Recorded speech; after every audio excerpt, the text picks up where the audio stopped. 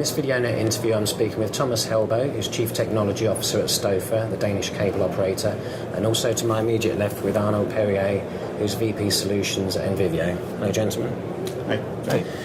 Thomas, you introduced multi-screen in 2010, and I know you have it on phones, tablets and PC today. I mean, can you tell us what the impact has been in terms of customer satisfaction and on the service generally? We've seen a lower churn rate, mainly on broadband subscriptions. We offer the multi-screen product as part of the broadband subscription, and part of that has been that the loyalty from the customers has been higher based on the multi-screen. Okay, so you actually bundle it with broadband rather than with the TV? Yeah, it's a requirement that you have a broadband subscription with us. Okay, and there's evidence right now that churn has gone down as a result? Yeah, we still have the same customer uptake, but the customer base and the amount of customers is growing. Okay. I mean, is the next step possibly to increase customer uptake as well? I mean, do you think with a mature service you can actually differentiate in the market? Yeah, we've seen that the recently new launched out-of-home services has given us potential to increase. We've had a few customers stating that they only bought the broadband services because they had access to TV services outside the household. So it's getting more and more popular, and people are starting to use the services as well. Okay, do you think you can make money from multi-screen? I think it's a value-added service to broadband. We don't necessarily see it connected to a TV subscription or to... of course, there are content rights related to TV subscriptions, but it's part of a full bundle. It's part of things growing together. So we see that TV services and broadband services are growing more and more together. Okay, and what is more important today out of VOD or linear? I mean, what are people watching? Basically, almost only linear. Okay. So it's a very small percentage that is watching video-on-demand services. Okay, did that surprise you, or did you expect that? No, we were a bit surprised because we would have expected that on-demand services would be more popular. But hopefully this summer we'll be launching catch-up services, and with that we hope that the uptake on VOD will be higher, since that will enable possibilities for customers to seeing the weather, the latest news, small sitcoms, small stories, because we don't necessarily see that there's a market for watching an entire movie on an iPhone or Android phone. Okay, now I know you're up to about 125 channels of linear, is that correct? Yeah. I mean, Arnold, we're seeing an increase in the number of channels everywhere. I mean, is that a major challenge, or is that sort of fairly straightforward to keep on adding more channels? Well, so there's some challenge to it. I think it's a true statement that OTT, as far as content owners and services like Netflix have started with on-demand, right? But the fact is, we see in the market is for service providers, most of the services are actually linear, and linear is most of our business in multi-screen.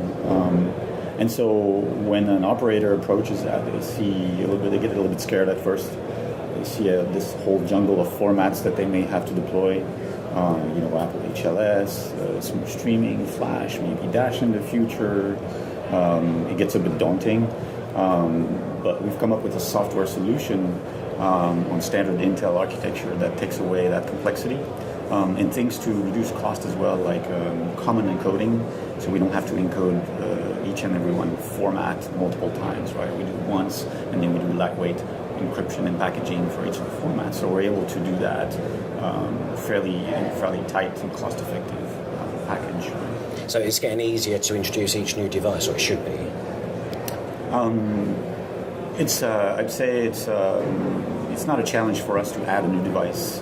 It's actually part of our value proposition, right? Most operators like Stofa, for instance, they start with maybe two formats, maybe Apple HLS to start covering iOS devices, iPads, and so forth, and maybe another one like Smooth or Flash to cover legacy devices, Android or PCs, right?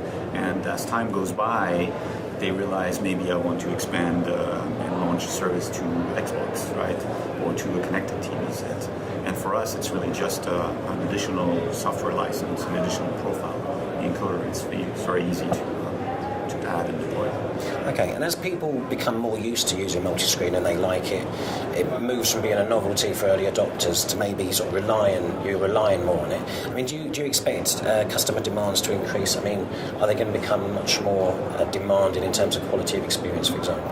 I would say they're already demanding in terms of quality. I mean, especially for service providers. I mean, in that space, you buy a subscription from Hulu or Netflix.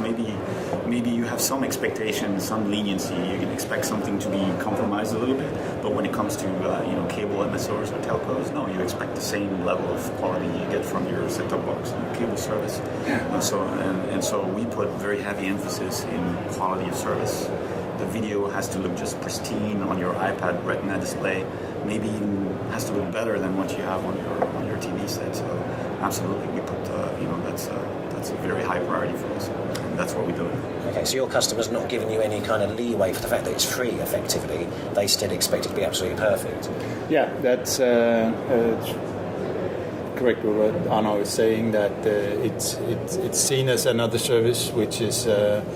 And people think that they are entitled to have a perfect quality, almost 100% in uptime, and things should be working whenever they expect it and when they need it.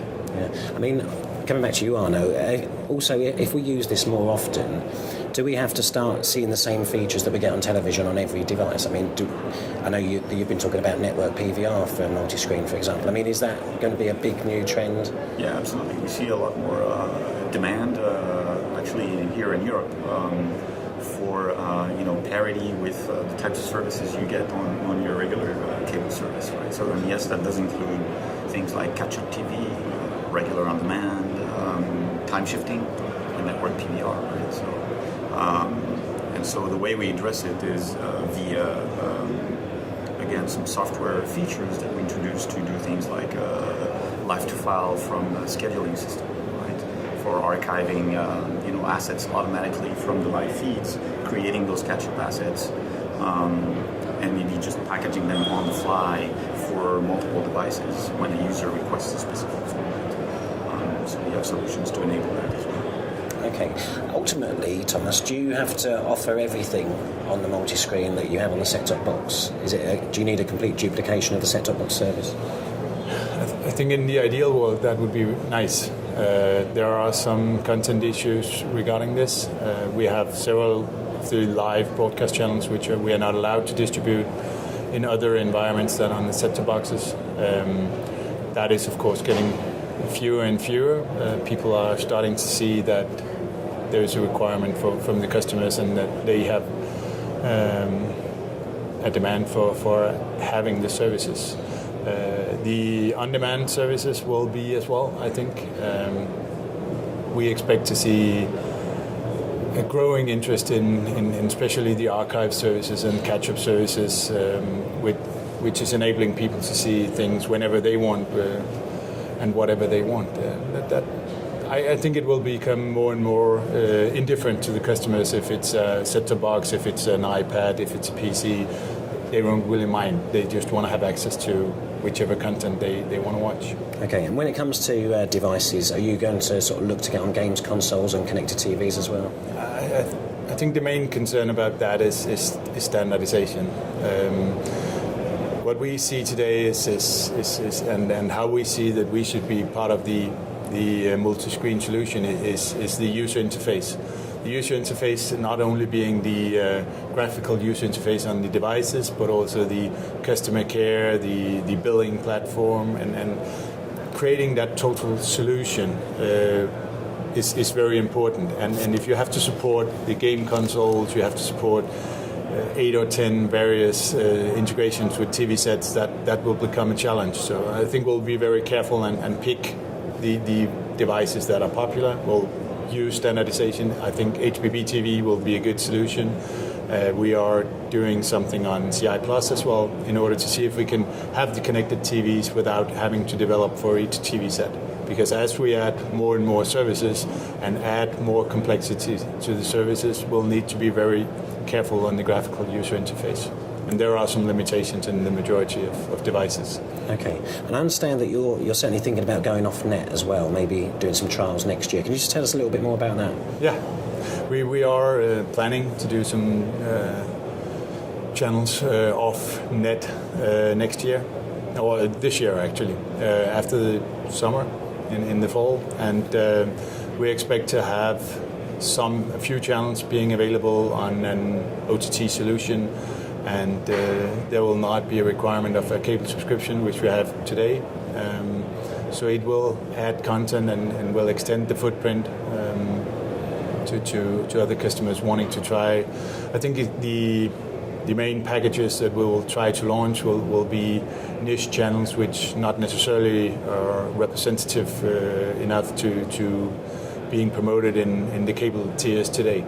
Okay, and is that just reusing the existing infrastructure that you've already built for multi-screen? The entire project has been built on one back end and several front ends. So even if it's a set-top box, if it's a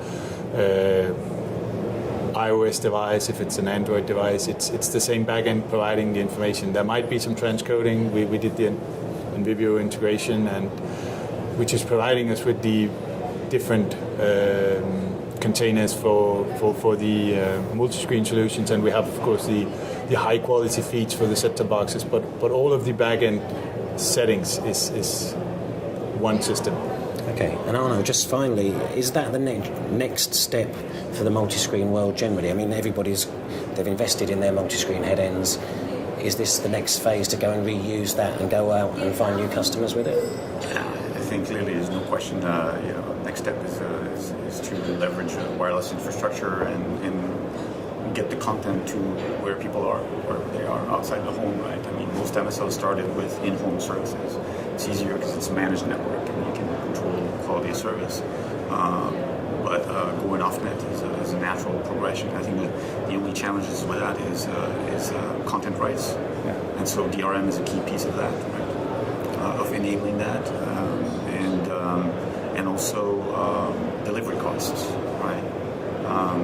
Whether you go CDN or through 4G networks, it costs more to deliver over this. Bandwidth is more precious.